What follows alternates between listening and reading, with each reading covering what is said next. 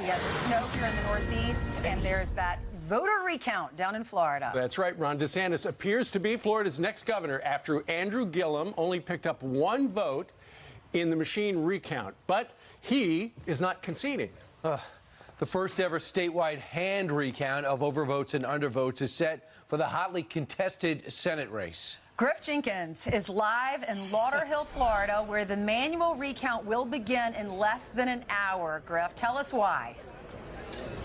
Good morning, guys. We've got hundreds of volunteers lining up for the hand recount behind me. But first, let's go to the race that's coming to an end, and that is the governor's race. If you look at the numbers in yesterday's recount for Ron DeSantis over Andrew Gillum, DeSantis leading by more than 33,000 votes. That's a margin of 0.41%, well above the threshold of a quarter percentage point that would have called for a hand recount. But Gillum, as you mentioned, not conceding, putting out this statement.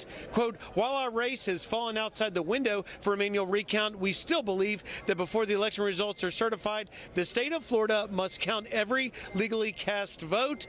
However, we expect on Tuesday, at the very latest, the DeSantis race will be certified and he will become the next governor of Florida.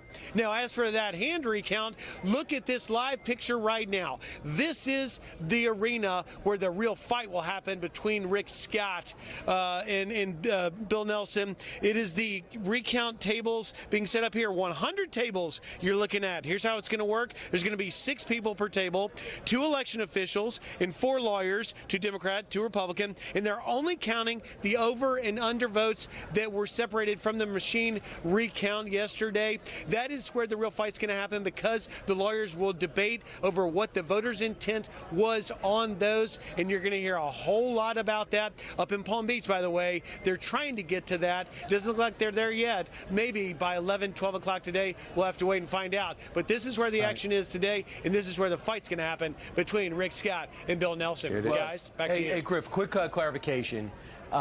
If Palm Beach missed the deadline, They did. why do we care what they did? Because if Broward County can't get an extension of 2 minutes, why should we wait for Palm Beach to finish an extra day?